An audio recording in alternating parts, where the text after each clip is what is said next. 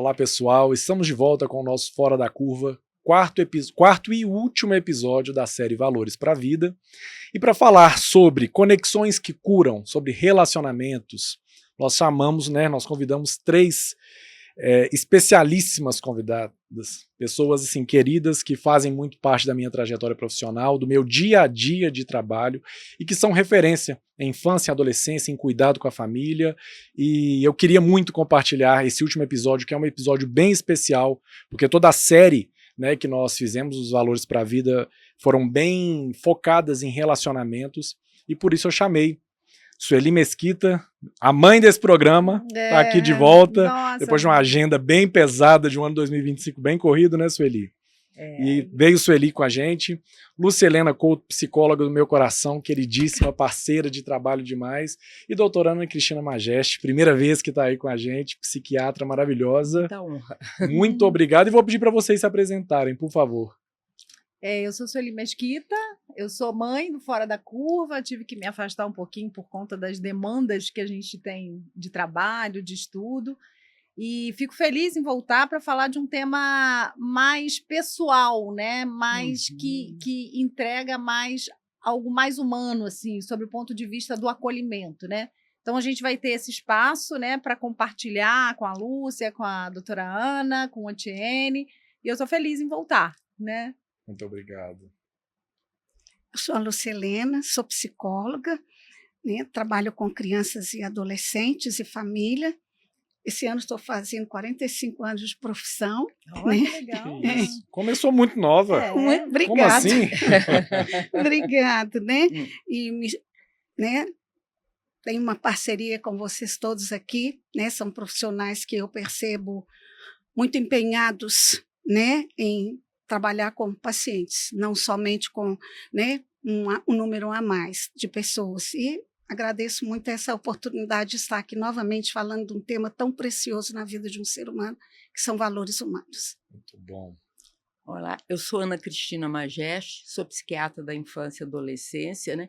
Com muitos anos aí, né, na vida clínica, né, eu fiz 42 anos de formada, eu acho que é importante, né, já estou quase na segunda geração de cliente, né, e eu acho importante trazer a nossa experiência clínica, experiência pessoal, para a gente poder discutir sobre isso com todos os nossos parceiros aqui de muito tempo.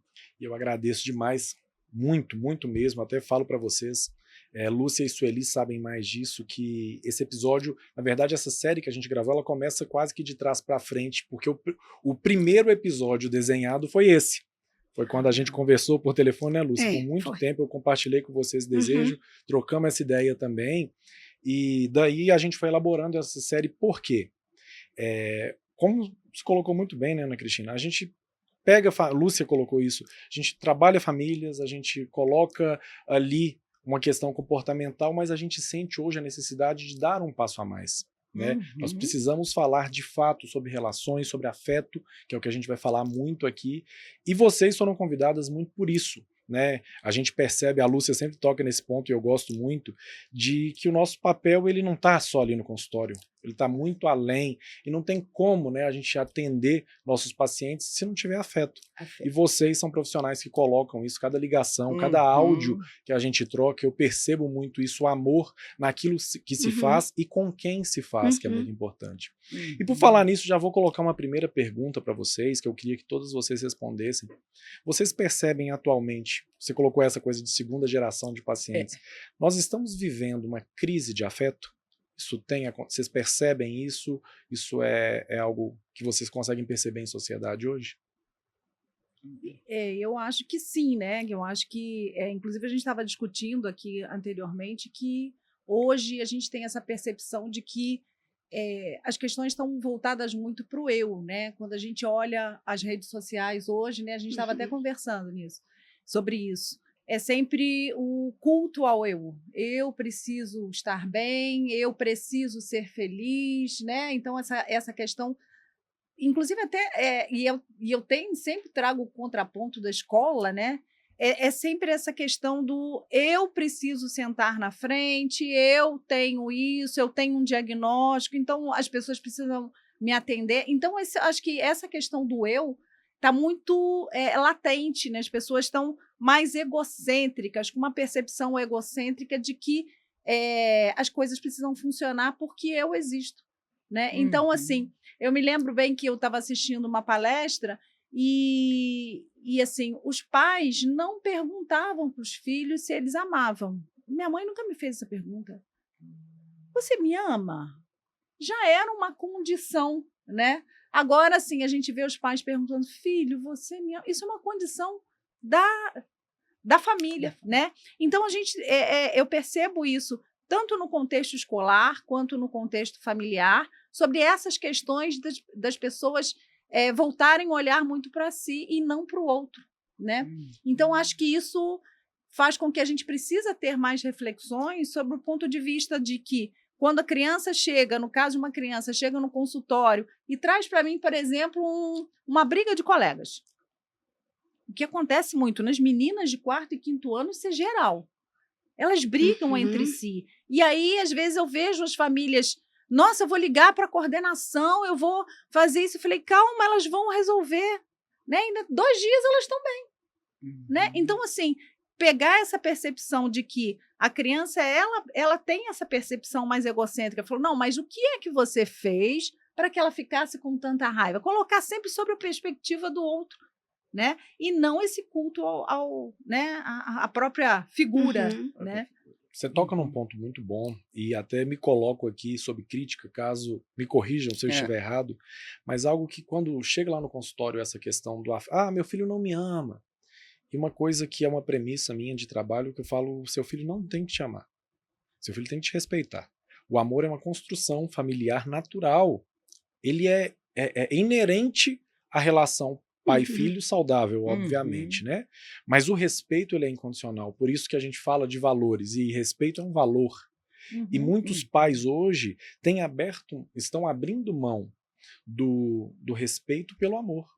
Para não frustrar o filho, eu não entro nesse assunto, porque ele não vai gostar, porque senão ele não vai me respeitar. Então às vezes acontece no consultório da mãe, falar, a relação melhorou, mas quando eu vou olhar, na verdade, eu deixei de tocar em tópicos sensíveis, porque senão eu destravo um gatilho ali, e isso não é amor, isso não é respeito, né? Então, assim, eu tenho muito essa problemática lá no consultório, dessa coisa do amor versus respeito, e eu priorizo no trabalho o respeito. O amor, ele vem com relacionamento.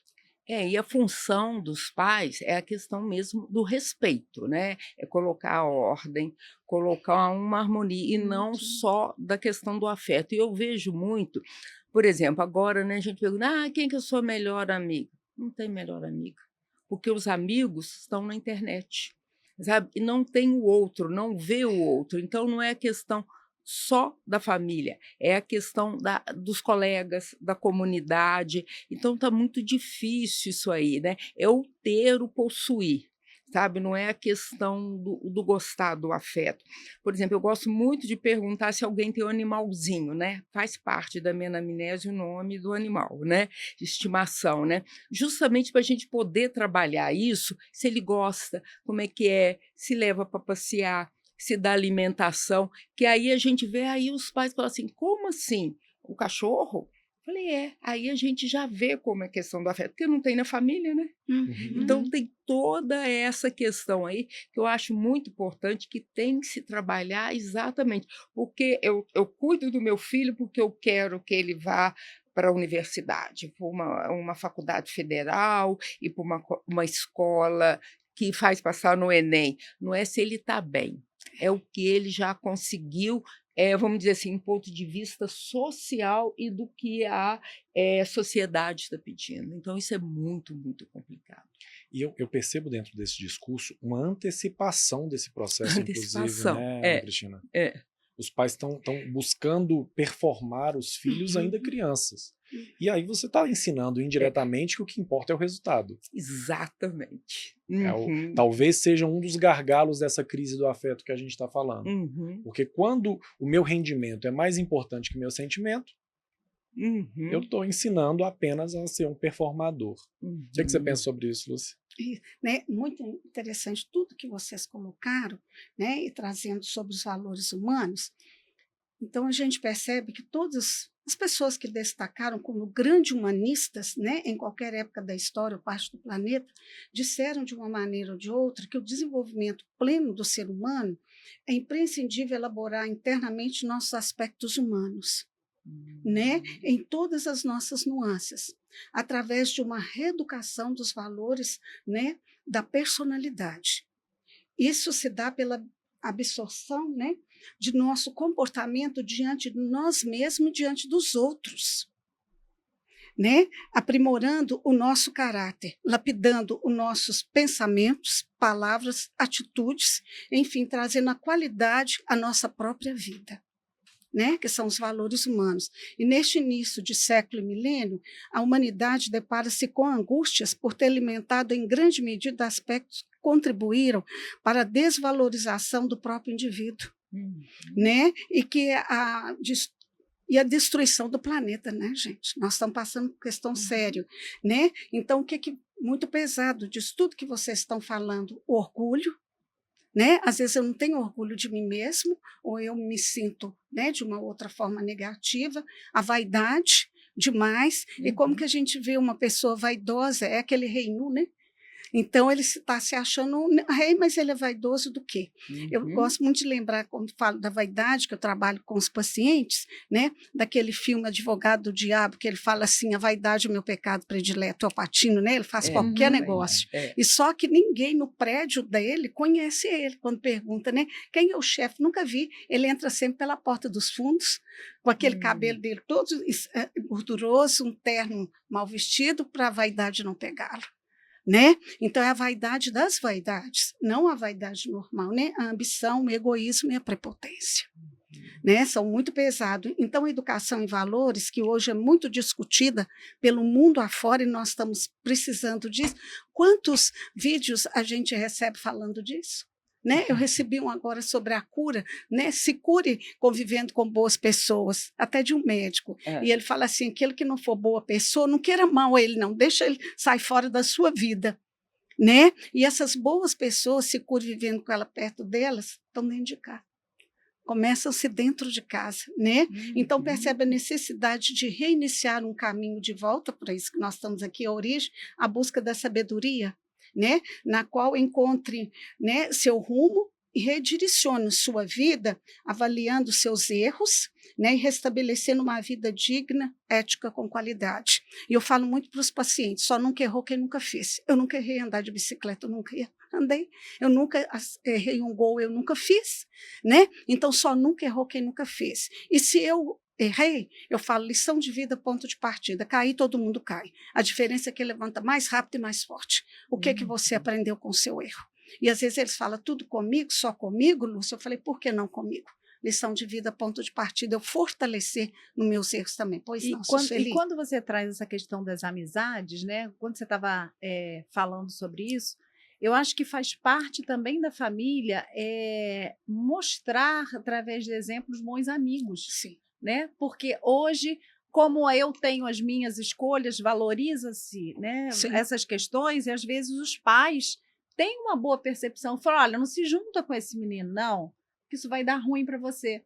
Eu acho que, como a gente vê dentro do contexto familiar, por uma série de questões, né, as famílias que trabalham demais, mas na hora do jantar, o pai está com o celular, a mãe está com o celular, falta essa questão da própria adolescente, da criança contar sobre com quem ela está andando, quais são essas pessoas, porque a gente vê, a gente tem vários relacionamentos.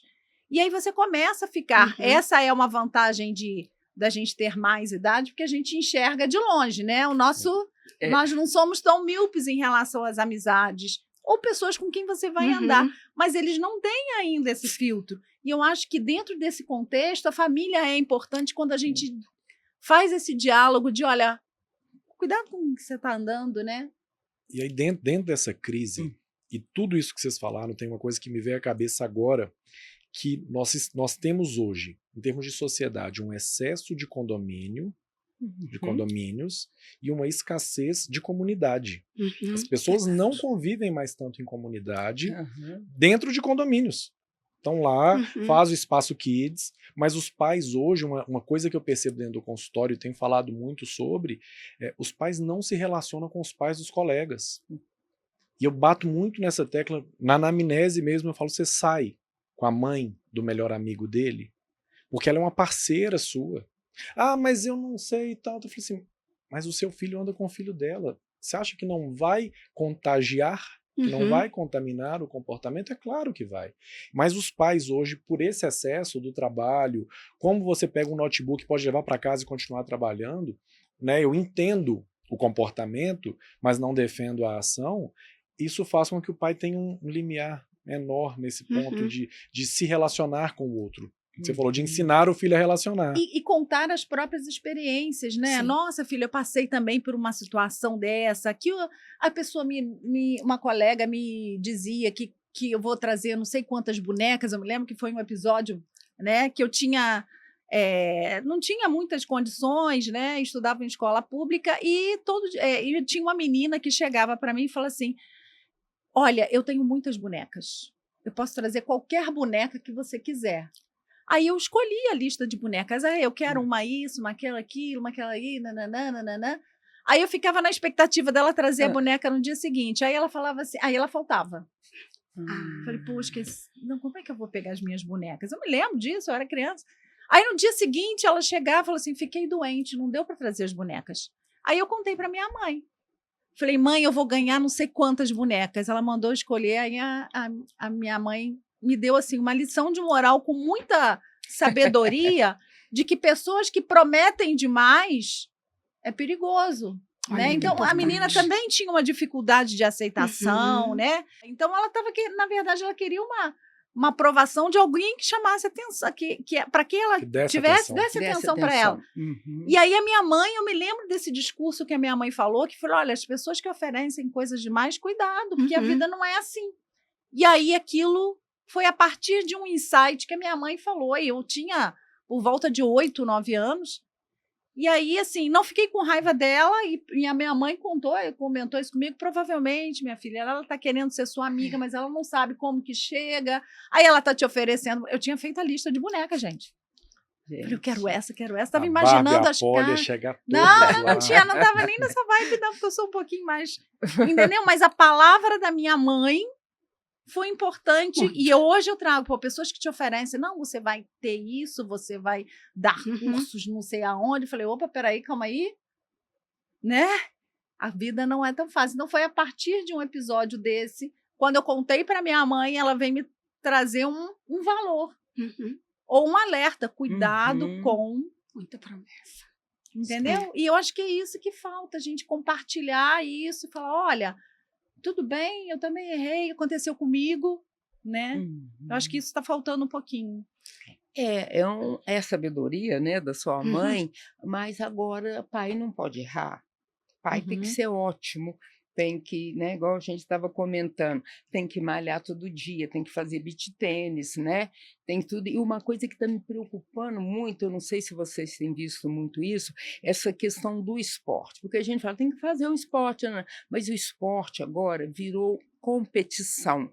Então não tem amizades, mas eu vou jogar bola, eu vou jogar tênis, eu vou fazer isso. Não, eu quero ir ser promovido, eu quero estar na equipe. Então, um erra, zomba do outro, não ajuda mais, é porque virou uma competição. Não é amigo do futebol, não é amigo da natação, é o que está competindo comigo. Aquela reportagem que impediram os pais de assistirem assistirem jogos. jogos. Pois é, Sim. isso é muito sério.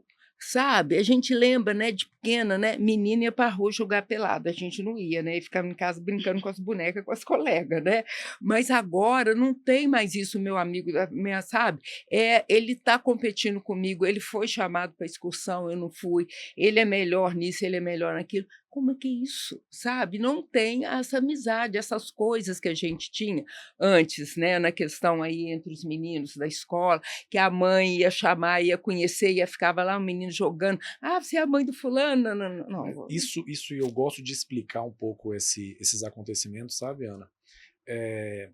as famílias, eu sou um grande defensor do esporte. Nosso antepenúltimo episódio foi falando dessa importância do esporte. Mas nós temos um grande problema quando entra investimento.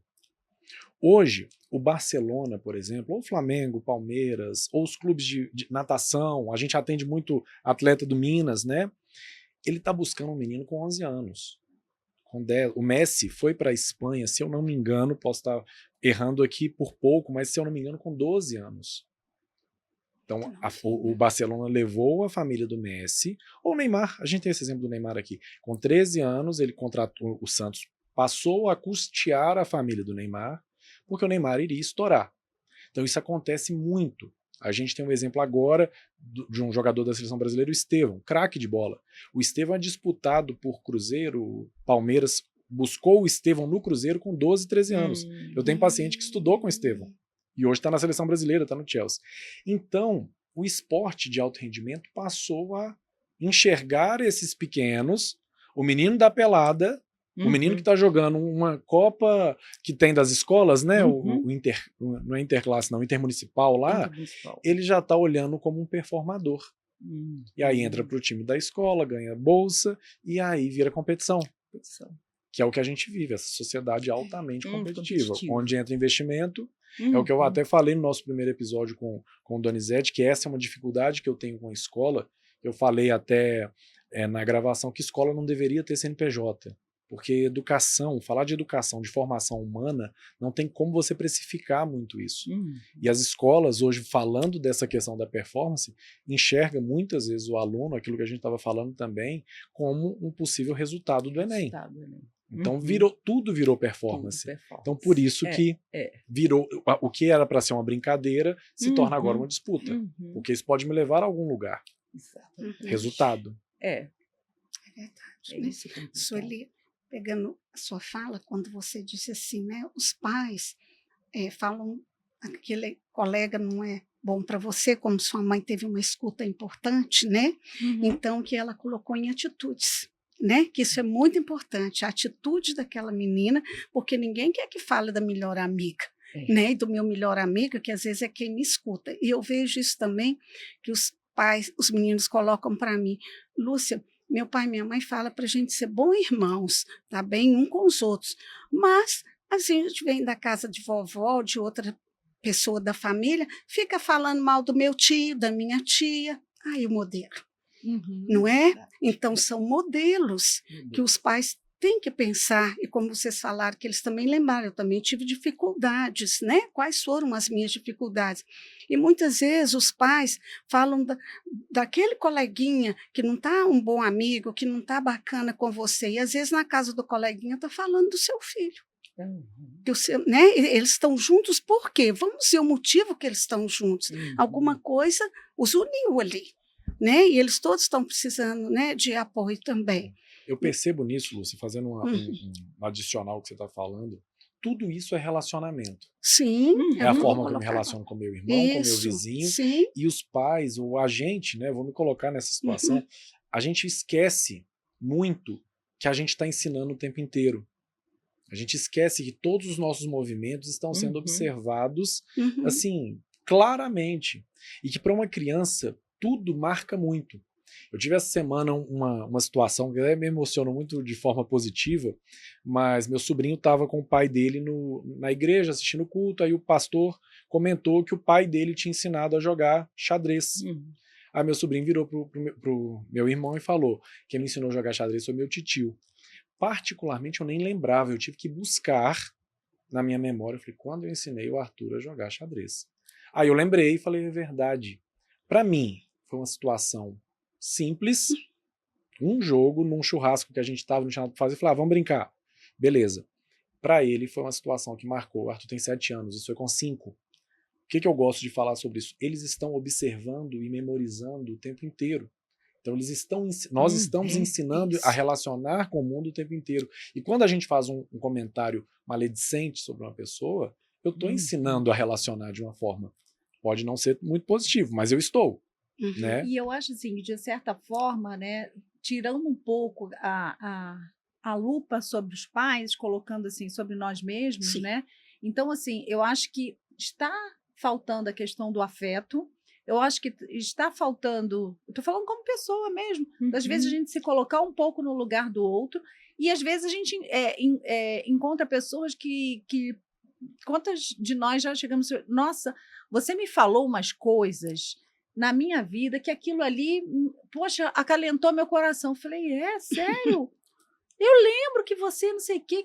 Aí eu falei, poxa, que legal. Então, o tempo todo, quando a gente distribui afeto, né? Sem ser também cordeirinho, porque tem alguns momentos que você precisa se impor mesmo na questão das amizades. E eu acho que isso também precisa ser ensinado para os meninos, até que ponto você se submete a emprestar seus brinquedos o tempo todo e ser manipulado. Eu acho que isso também faz parte do afeto. Então, assim, a gente, com afeto, eu acho que a gente acolhe mais, né? E eu acho que está faltando essa questão do afeto, de dizer, nossa, naquele dia você me falou uma coisa que foi muito importante. Então, mostrar para os meninos que a questão da afetividade, da humanidade, apesar da gente ter altas tecnologias, ela ainda é fundamental. E que tudo bem, eu tive uma indisposição com você, eu não preciso te cancelar, né? E aí é um problema, porque eu não deixo de seguir, não estou mais seguindo, eu silencio essa pessoa. Nas relações humanas a gente não pode silenciar. Sim. Não deve, né? Tem momentos que você fala assim, é melhor ficar calado, porque senão vai dar ruim. Mas eu acho que está faltando esse nível de percepção para dizer que horas que eu vou calar. E eu acho que isso é um aprendizado nas relações humanas. Nenhum computador vai te falar como você tem que fazer. Bloquear. Eu tenho trabalhado muito isso, até mesmo dentro do consultório, quando vai falar de amor, de relacionamento. E não afetivo, não amoroso, não, mas assim, romântico. Mas amar é apesar de. Eu só te amo quando você me decepciona de alguma forma. Porque enquanto é perfeito, tá tudo bom. Você me atende em todas as minhas necessidades, está tudo certo. Agora, quando você falha comigo e eu consigo olhar apesar da falha, aí eu provo que amo. É por isso que eu tenho uma grande admiração, eu poderia citar vários nomes aqui nesse sentido, mas eu morei na Paraíba há alguns anos, 8 anos na verdade, e eu sou apaixonado com o povo paraibano, com o João Pessoa, que é a cidade do meu coração, e eu tenho muitos amigos em João Pessoa, e alguns deles, nós já tivemos grandes quebra-paus, assim, não concordei e tal, mas o paraibano tem uma virtude que ele vai falar com você, vai conversar com você, sério, bravo, mas amanhã nós vamos estar comendo um cuscuz com queijo do mesmo jeito. E aquilo resolveu e seguiu. E foi um grande aprendizado que eu trouxe do Nordeste, foi esse.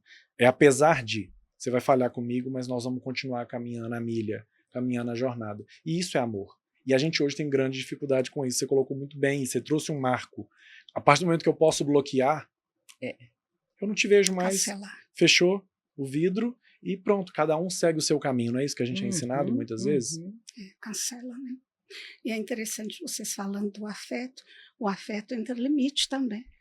Sim. Não é? Então tem aquela frase do Dr. Samitiba, né? Quem ama educa, né? O limite é deveres e direitos bem definidos. E às vezes os pais têm dificuldade de colocar o limite e colocar na gente mesmo como pessoa, né? O limite ele nos dá contorno, né? Ele nos acalma.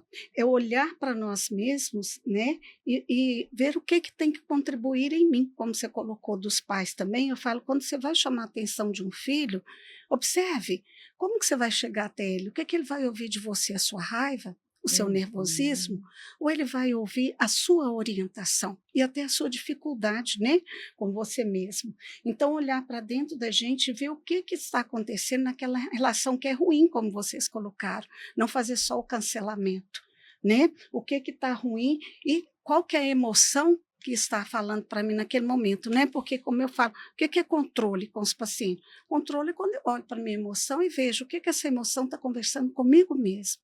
Né? E isso é dar o outro que é dele e não fazer confronto, como vocês colocaram agora. Até aqui você, depois sou eu.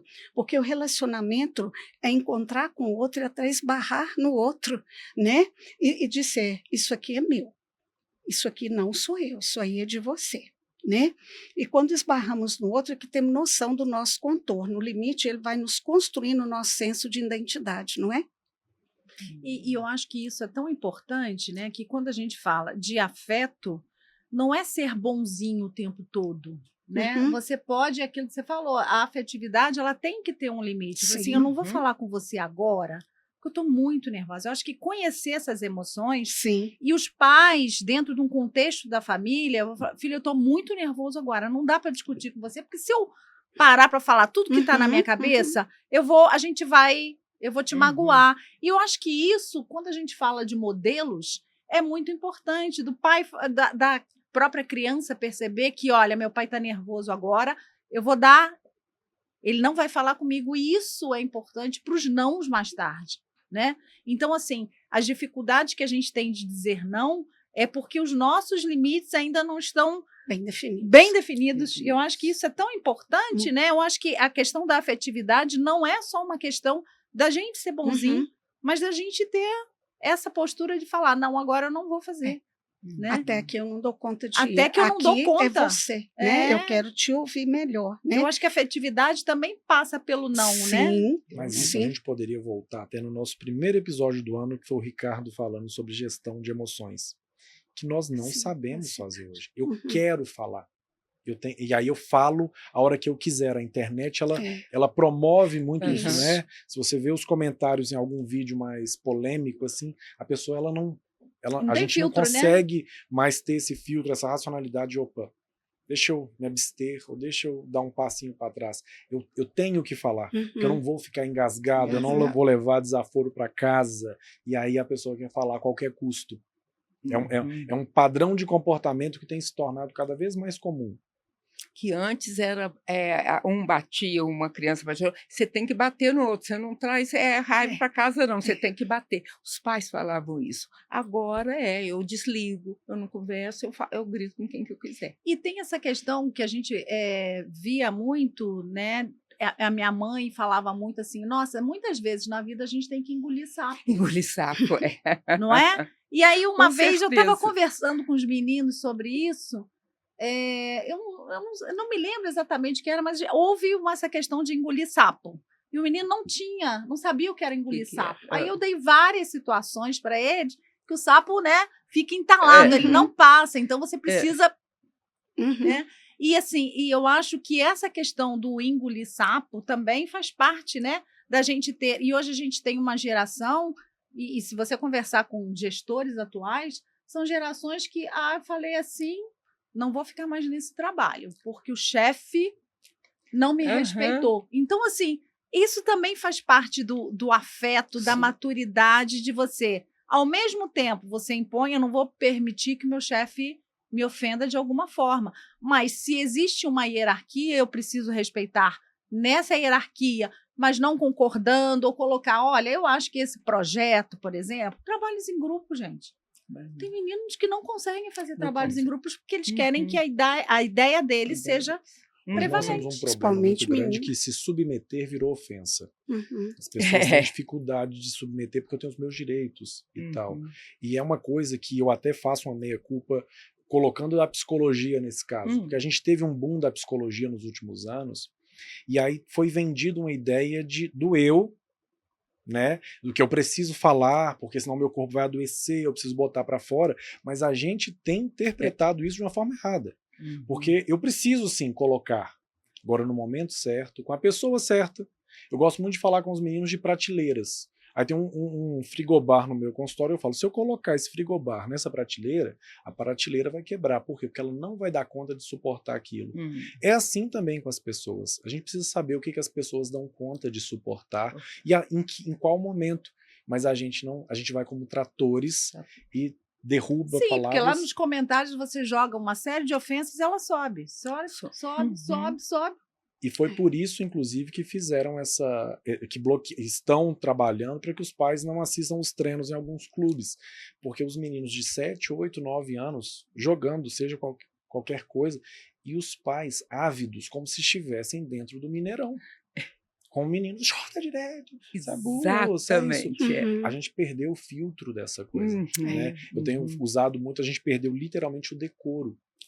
E a gente percebe isso, se a gente olhar para o nosso congresso, a gente vai ver isso. Se a gente olhar para os campos de futebol, a gente vai ver isso. Se a gente olhar para dentro de um hospital, que eu me compadeço muito dos profissionais de saúde, do que sofrem dentro do hospital, ou das escolas. Os professores hoje, o que tem que ouvir, o que tem que falar, o que tem passado as coordenações, e os pais muitas vezes na frente dos filhos. Essa coordenadora, isso, você não faz isso, mas a gente perdeu esse decoro. Eu vou lá e vou resolver. Quem é essa coordenadora que falou isso? E briga com os colegas dos meninos.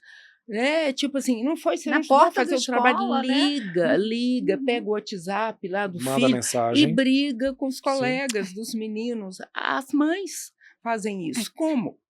E que valores estão passando, né? Depois, para falar para os Exatamente. colegas, não faça fofoca, não briga, e estão brigando na rede social, né? Com meninos mais jovens, né? Então, quando se pensa em valores humanos, é o homem trazer à sua superfície os seus valores, né? As suas emoções, né? E o poder, né? O objetivo nobre aí. O que é poder? Eu falo para os pacientes, poder é escolha. Pensa bem na escolha, né? Porque a escolha está na sua mão, a consequência pode não estar. E quando você falou, quantas pessoas nos ensinam valores humanos, gentileza e relacionamento?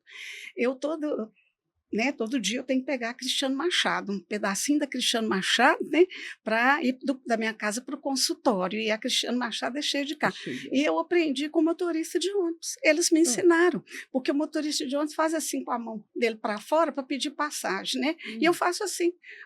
Hoje mesmo um caminhão grande me deu passagem, motoqueiro, eu faço assim, faço de novo. A gentileza no trânsito. E vejo que eles vão até mais devagarinho atrás, né? Então, a todo momento, a gente aprende, alguém está nos ensinando valores humanos, é um bom dia, uma boa tarde, é olhar no olho do outro, né? Pessoas que nos cumprimentam, e isso é importante. E né? aí você trazendo essa coisa do sinalzinho, né? Isso. Quantas vezes a gente entra no banheiro do shopping e tem uma moça que está limpando, você entra e sai, você não dá uma boa tarde. Será que se a gente ensina isso para as crianças, será que a gente faz? Eu faço questão.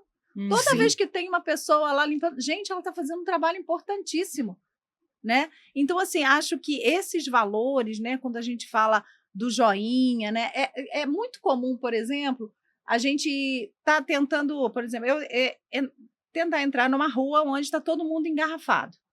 A postura facial, se você fica assim, você não tem passagem, mas se você fica com uma cara de que, ó, estou esperando a sua gentileza, é muito rápido a pessoa te dar a vaga. Se você não tiver com aquela ânsia de, tô passando, eu quero passar na tua frente. Se você parar, e eu normalmente abaixo o vidro e fico olhando assim, com cara de paisagem, mas olha, gente, não dá 2 carros, a pessoa deixa passar.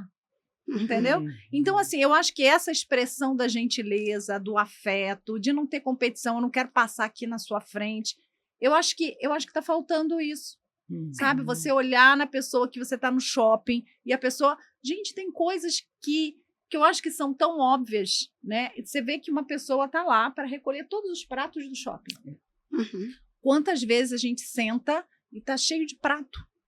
Falei, o que custa você tirar o seu pratinho, levar para a moça, ela vai tirar, vai botar as bandejas no lugar. E às vezes eu fico observando assim, os próprios pais largam tudo e deixa tudo sujo para a próxima pessoa, né? Não precisa ser pai, não. A gente está falando de família, a gente está falando de adulto. Eu falei, isso é a questão da gentileza, do afeto, você se colocar no lugar da outra pessoa, do sentido de que, olha, a pessoa tem um monte de coisas para limpar. Se eu fizer, lá eu já evito dor nas pernas dessa moça, quantas vezes ela vai e volta. E normalmente são pessoas, né, que são de mais idade. Então, assim, a gente vê que falta esse olhar de se colocar no lugar do outro, né? Eu acho que quando a gente trabalha com modelos, né, filho, não, junta seus pratinhos aí, vamos botar tudo. Isso faz parte de você entender. Essa moça vai passar o dia inteiro aqui, carregando os pratos. Então, quando você coloca a criança ou adolescente para pensar, a moça que vai recolher, ela vai passar o dia inteiro andando. Imagina quando ela vai chegar em casa, o quanto cansada. Não sei se ela tem carro, provavelmente não. Vai precisar fazer o jantar para os filhos dela a hora que ela chegar. Então, se eu puder economizar um pouquinho de perna dessa pessoa, por exemplo, eu acho que falta esse diálogo. Sim. né? Então a Eu pessoa está tenho- pagando, estou Eu pagando tenho um aqui. exemplo dentro disso assim, eu gosto de falar sobre isso aqui, e não é que nós nunca sentaremos na cadeira de donos da verdade, a gente sempre vai estar Jamais. aprendendo, né? Uhum. E teve um aprendizado que eu fui ter bobo, Uhum. que minha mãe me ensinou com certeza, mas que a ficha foi cair muito para mim depois que o meu irmão me constrangeu com a ação dele, que eu falei que legal, aí ele me explicou. Um dos meus irmãos foi garçom no Outback, quando fazia faculdade, para conseguir Uhum. segurar a onda. E aí eu vi ele tratando o garçom e conversando com o cara e tal, e eu olhando assim, com a maior gentileza do mundo, parecia amigo dele. Aí eu olhei assim, questionei, falei, isso é expansivo, né? Falei, cara, é tão difícil estar ali, que o que eu puder fazer para facilitar a jornada desse cara, fazer o atendimento dele para mim ser positivo, eu faço, que é muito difícil. Tem dia que você está estressado, você está cansado e ainda é maltratado pelo cliente. E aí isso me marcou, que hoje eu pergunto o nome, comento qualquer coisa, brinco com o meu nome, que meu nome é diferente, né? Todo mundo solta a piada, tem a piada pronta. Então, por isso, e que eu fui aprender esse valor, e é uma coisa que você pode observar muito com família. E é um público extremamente maltratado.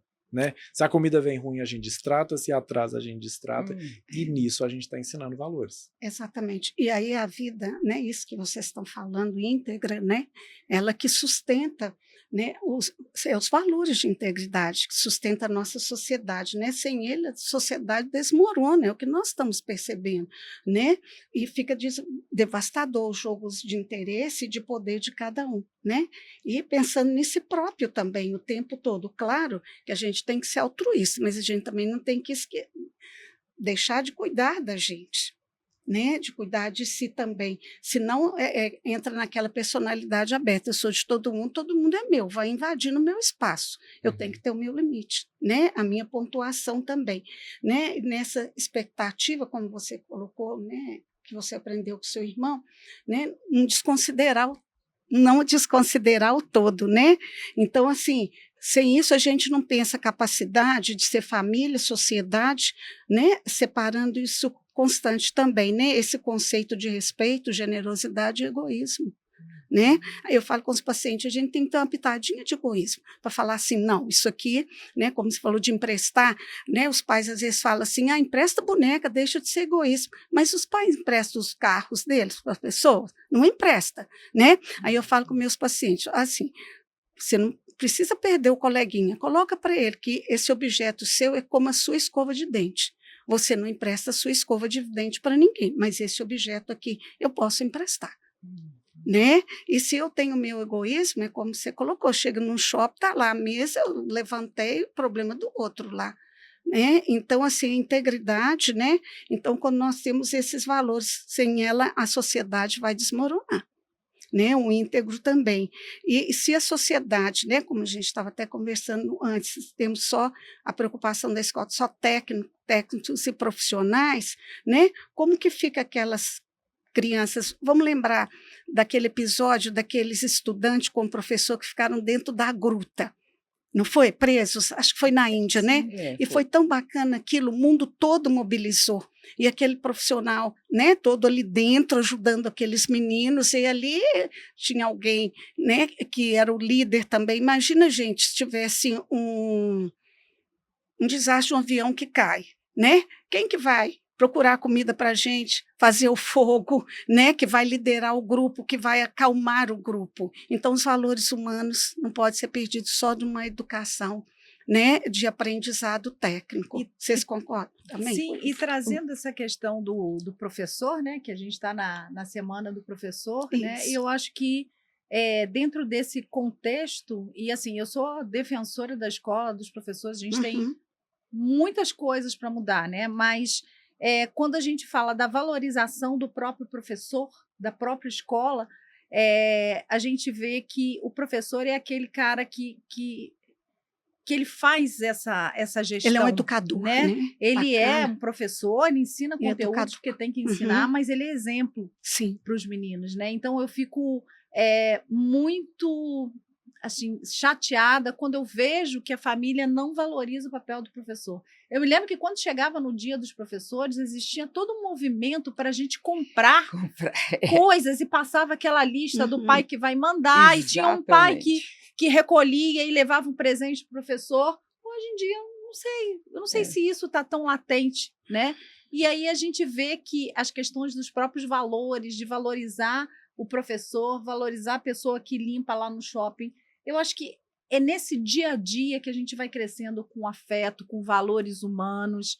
Eu acho que são nessas pequenas coisas, no caixa, que a gente vai pagar. A pessoa está com uma cara feia, mas você faz uma piadinha, a criança fala uma graça.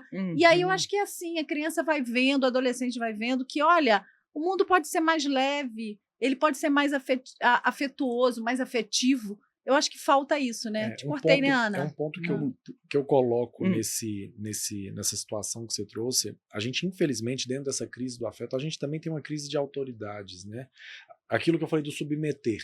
E o professor é uma figura de autoridade. E nós temos ensinado aos meninos, né, às crianças e adolescentes, a não se submeter. Porque eu tenho meus direitos, eu tenho os meus valores, eu tenho isso, eu tenho meus deveres, o meu valor, mas o valor não é moral aí, não. Eu mereço ser bem tratado, eu sou filho de sei lá quem, ou eu sou isso daqui. E aí a gente tem derrubado todas as nossas figuras de autoridade, a gente tem derrubado e a gente não tem mais respeito. E aí eu entro nesse ponto que a educação, se o presidente da República entrar aqui agora, naturalmente eu vou ficar em pé porque, né, porque é autoridade, nós somos educados a isso. Mas educar é lidar, de fato, é ensinar a lidar com aqueles que o respeito não é tão natural assim, o ser humano. E aí é onde o professor tem perdido esse valor. Porque ninguém, vamos ser bem sinceros, né? Ninguém quer que o filho seja professor do primário, de escolinha. Ninguém quer. Ninguém quer que o filho... Às vezes chega meus pacientes, eu quero fazer história. A mãe, Etienne, pelo amor de Deus, tira isso. E não tem mesmo, a faculdade hoje, você não tem a de licenciatura, elas estão acabando. E o governo está basicamente, pagando aquilo que eu não quero que meu filho seja, eu também não respeito. E é como vocês falaram, o professor, né? Não só o professor, mas ele é um educador. E todos nós aqui lembramos quantos professores educadores que nos formaram, né? Principalmente a nossa primeira professora que nos ensinou a ler e escrever, né? Como ela foi importante. Então, o professor é muito importante, sim, um educador. Eu até queria que você falasse sobre isso. Eu te pedi para como que a educação e o afeto estão diretamente, o aprendizado. Educação, o aprendizado e o afeto estão diretamente relacionados. A gente, assim, tem um artigo de 1966, que é o efeito Pigmalion, não sei se vocês conhecem, fizeram um experimento e colocaram para os professores lá, um duplo cego, e disseram para os professores assim, olha, esta criança é muito inteligente, e selecionaram um grupo, independente se ela era inteligente ou se ela tinha dificuldades. E quando lá em 1966 eles fizeram esse experimento, os professores deram muita atenção para essa criança que era inteligente, porque esse professor tinha boas expectativas nele. Então, automaticamente, tendo boas expectativas, o desempenho dele foi melhor. Então, a gente está falando desse menino muito inteligente. E eu aqui pensando hoje no podcast, eu falei, esse experimento foi de 1966. E aí, agora, eu peguei um último artigo da China sobre a questão da afetividade, agora de 2025. E eles comprovaram, né, por uma revisão, né, sistemática, pegaram vários artigos, e a questão do afeto, ele provoca bons desempenhos, bons rendimento cognitivo, das habilidades sociais. Então, se você olhar 1966, a gente está falando de inteligência, que era na época onde essa questão dos testes de inteligência eles eram muito visados, né? Tanto é que os testes de inteligência surgiram mais ou menos nessa época. E aí, hoje, a gente já, de 66 para 2025, a gente fala de afeto, né? Então, tem esse artigo mesmo, agora que saiu em 2025, na China, dessa questão que o afeto do professor em sala de aula ele é preditor de bons desfechos escolares, tanto do ponto... sobre o ponto de vista cognitivo, social e emocional. Agora, imagina se a gente tem todo mundo falando a mesma linguagem. Na família, a afetividade, na escola, o afeto. E esse afeto do professor independe se ele é valorizado ou não valorizado, porque o professor trabalha com afeto. Obviamente, a gente tem um ou dois, em qualquer área, exceções, mas quando a gente fala para o professor, né, quando esse professor é afetivo, a gente tem automaticamente os bons desfechos. A gente pode perguntar para os meninos: eu não tenho nota boa em geografia. Você gosta do professor? Não. Isso assim é evidente, evidente, né? O professor que cativa, pode ser até de matemática, né? E todo mundo eu não gosto de matemática, não, mas eu gosto do professor. Sim. Então, e tira nota boa no professor que eles gostam, porque quer agradar o professor. Então, isso aí é muito, essa afetividade a gente vê o tempo inteiro, da questão da escola e o gostar ou não. Isso vocês falaram do dia do professor, que era uma coisa que a mãe muitas vezes compravam, entrega para o seu professor. Presentinho para todos os professores. Isso, minha mãe tinha uma cobrança com relação a isso, minha mãe gostava de conhecer e tudo mais. Onde que a gente perdeu isso? Vocês conseguem mensurar, vocês conseguem identificar um pouco? Onde que a gente vai perdendo? Eu acho que essa é uma pergunta difícil, né? Onde que a gente perdeu? Eu acho que quando a gente começou a entender essa questão da geração que é egocêntrica, sabe?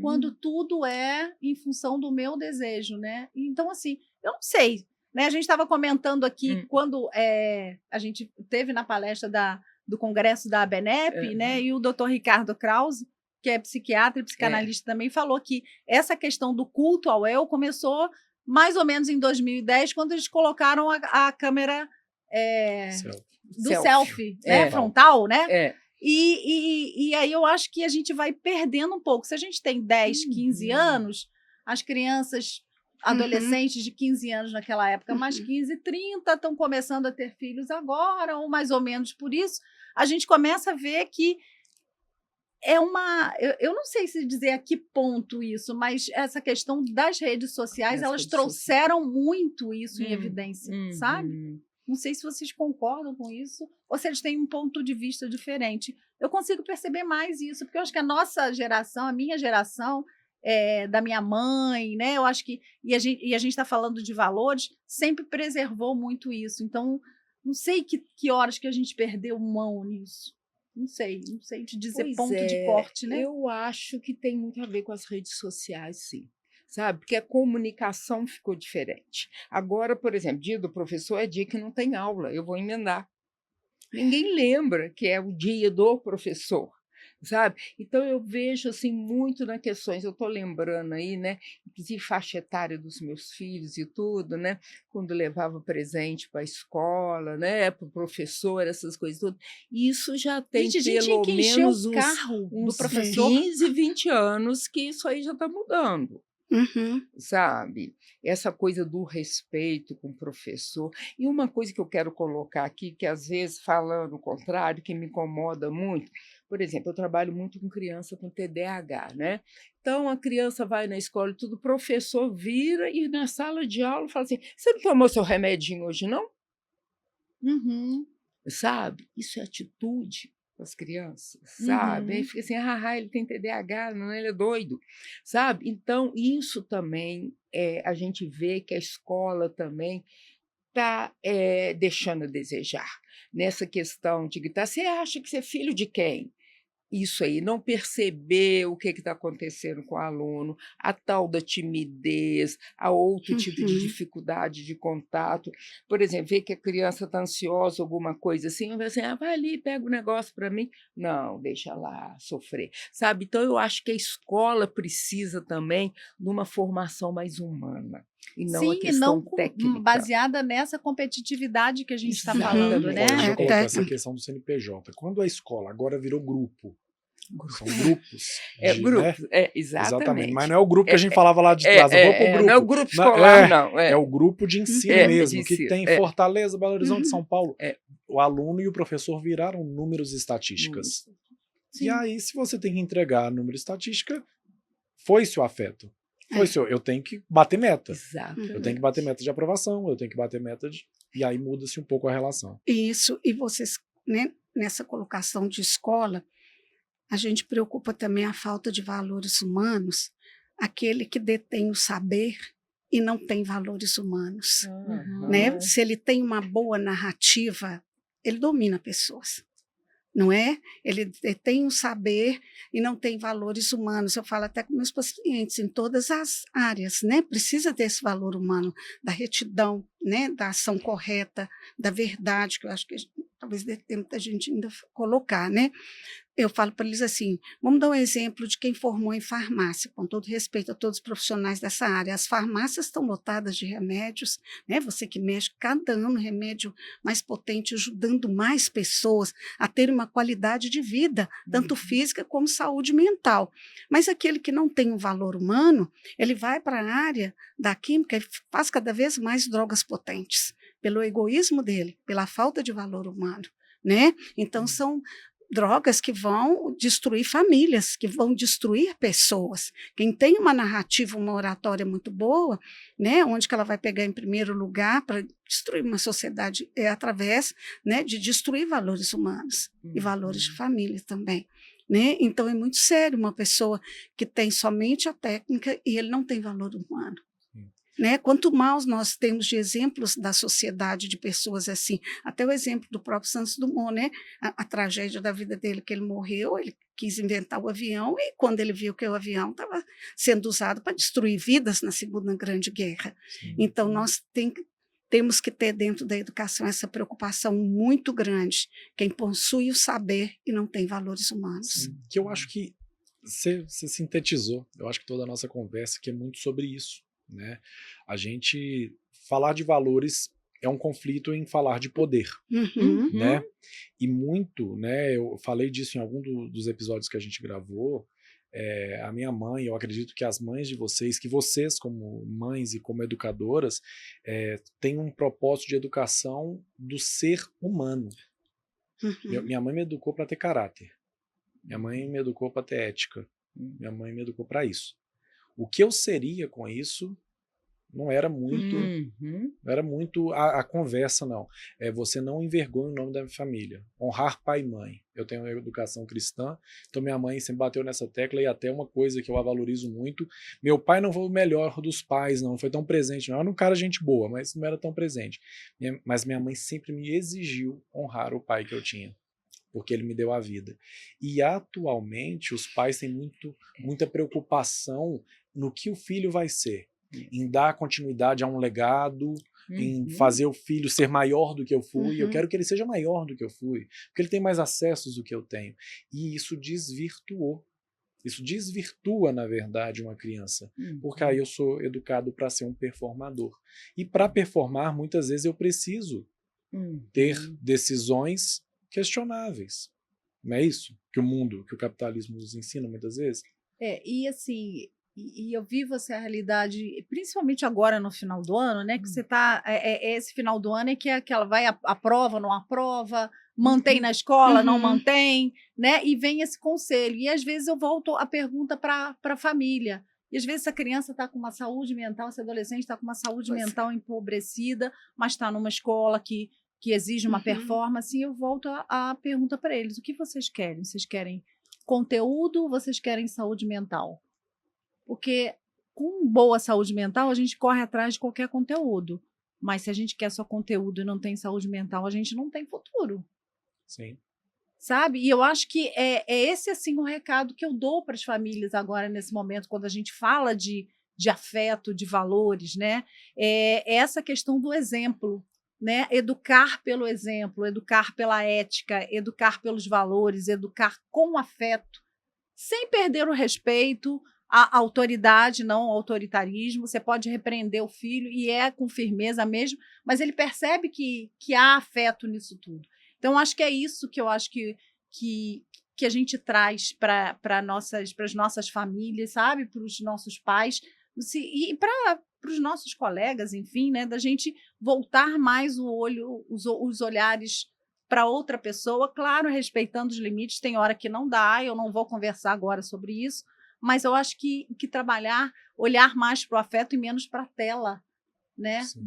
dessa questão do cancelamento, trabalhar mais nas relações, né? Acho que isso é importante. Eu queria muito bater numa tecla, não vai dar nem tempo de falar, mas aquilo que eu compartilhei um pouco com vocês, daquele estudo de Harvard, que já dura 70 anos, e sobre desenvolvimento humano, e como eles bateram tanto na tecla, eles chegam ano após ano, geração após geração, que as boas relações são fundamentais para o sentimento de felicidade. E aí ele traz um dado, um dos pesquisadores, que a pessoa, já o idoso doente, quando tem boas relações, ele sente menos dor física num estado de doença do que aqueles que são rompidos com família, com amigos e tal. Essas pessoas que têm relações sociais menos favorecidas, vamos dizer assim, elas sentem até mais dores físicas. Como é importante isso tudo que a gente está falando, essa qualidade do relacionar e relacionar saudável, relacionar com qualidade. Sim. Infelizmente, nosso bate-papo está acabando, mas eu vou pedir para vocês, cada um de vocês, fazer uma ponderação de tudo isso que a gente quis falar. Dava para gravar mais 1 hora ainda, se duvidar, né?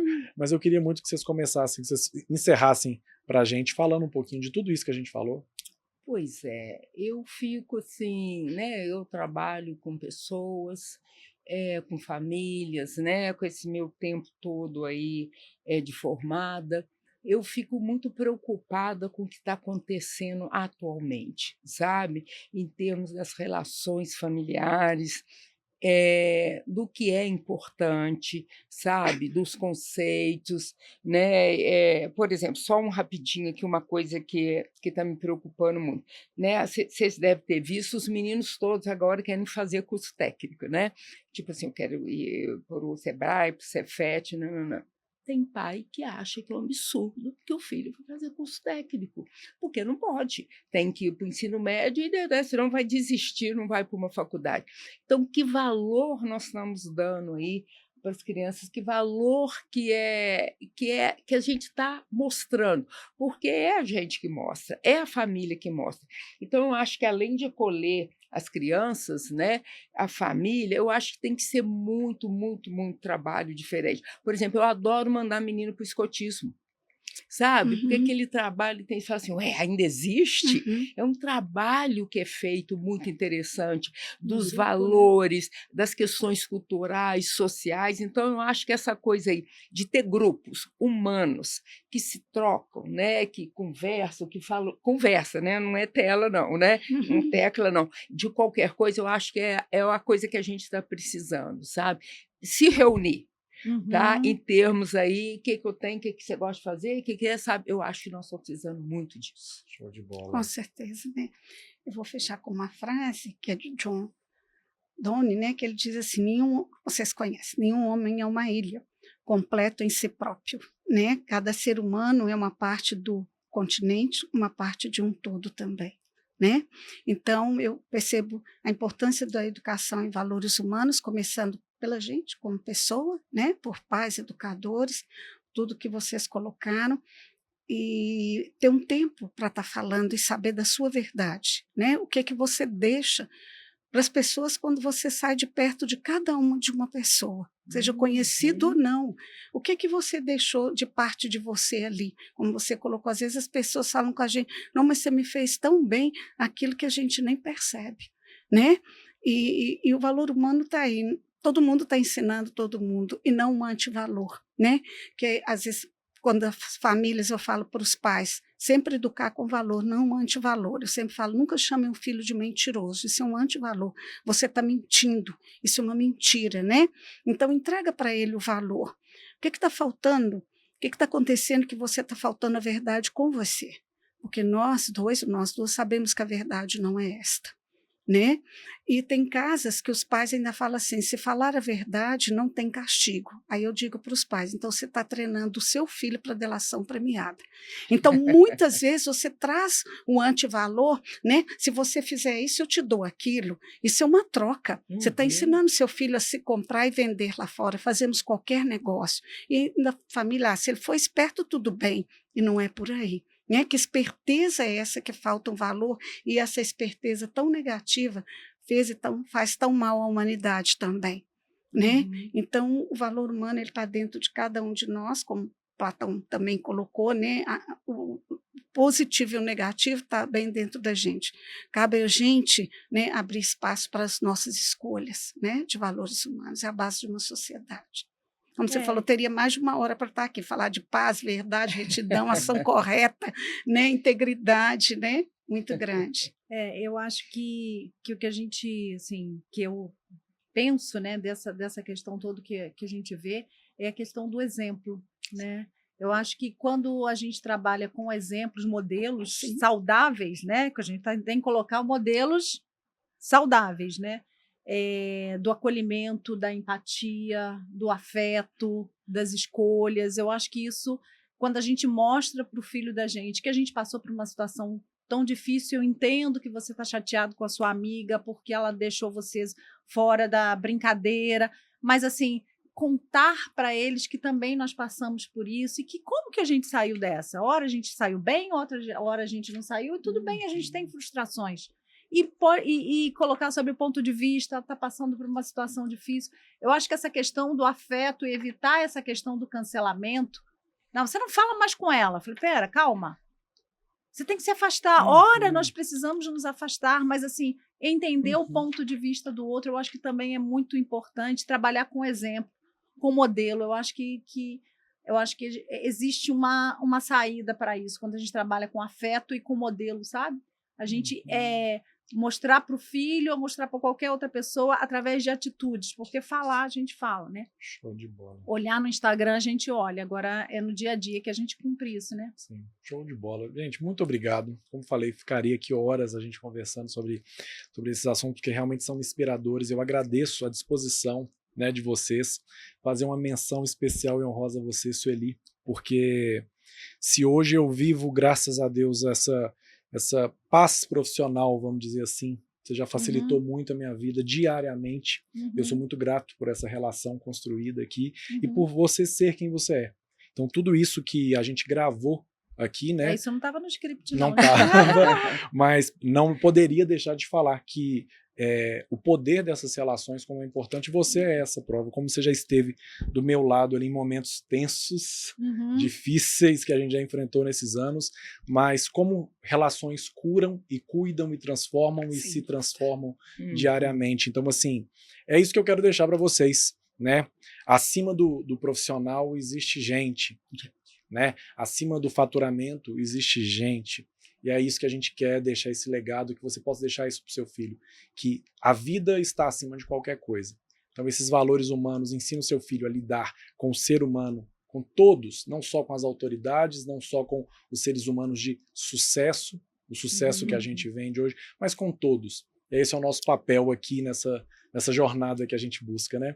E muito obrigado, até o próximo Fora da Curva.